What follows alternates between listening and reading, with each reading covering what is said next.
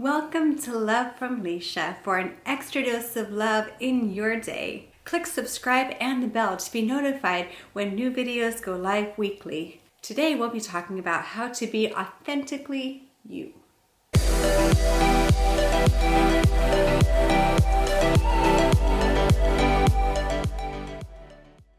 How often are you in situations where you feel compelled, you feel some sort of pressure to hold back certain parts of yourself, to not be fully who you are, that silly side, that humorous side, maybe an adventurous side or an ultra creative side, and you just taper that a little bit. After a while, it can feel like we're having to contain parts of ourselves and not able to really honor that and live into that. And that can feel very confining, very trapping. It's like a bird that's stuck in its cage and wants to spread its wings and soar, and is not in an environment that is conducive to being able to do that. And after a while, parts of ourselves, they can start to become more dim, to wither, to feel smaller. And that is really not living life to its fullest. That's not where fulfillment and aliveness reside. So how do you live more into yourself, to be authentically you and to honor that? Consider a control panel. A control panel has lots of dials and knobs and things to twist and turn. You can turn it down, turn it up. So think about who you are as a control panel.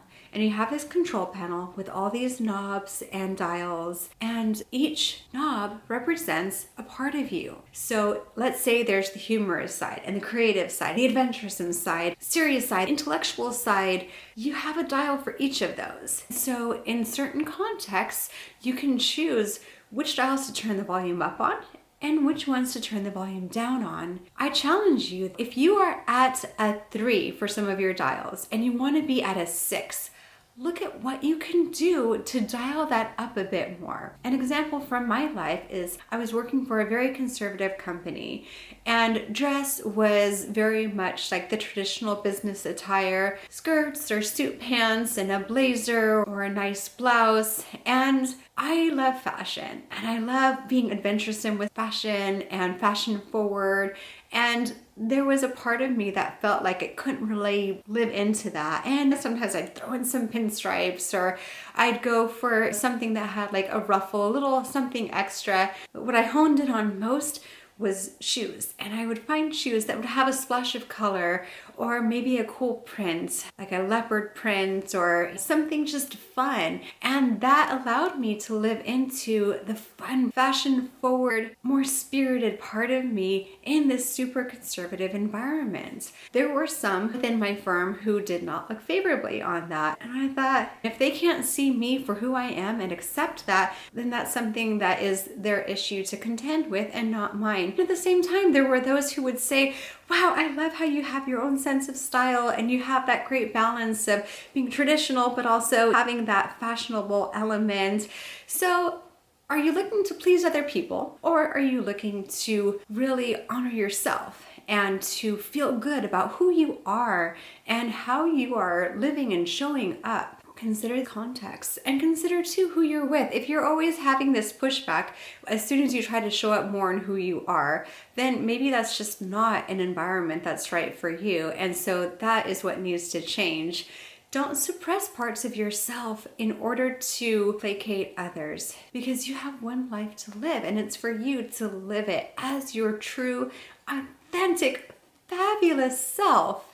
Think about what parts you would like to turn the dials up on. Which dials have been on a lower volume for a while in situations where, you know what, you could push those limits a little bit more. That could go from a 3 to a 6, maybe even an 8. What would that look like? Visualize, play around with that. And I would love to hear from you in the comments about areas where you are going to challenge yourself to push that dial up a little bit more, to bring out certain parts of yourself that you really want to share more of, that are part of who you are and what you bring to this world. I'd love to hear from you, and I'd love to support you in those efforts and be a cheerleader for you and saying, yes, you can do this, keep going. That's one of the things I love doing most when I'm coaching clients, really helping to challenge them to go where they might be holding themselves back and then to see the amazing outcomes that happen as a result. If you like this video, please click like, share, subscribe, click the bell to be notified of upcoming episodes. And for more about me, my website is coachlisha.com. Until next time, with more love from Lisha. Bye!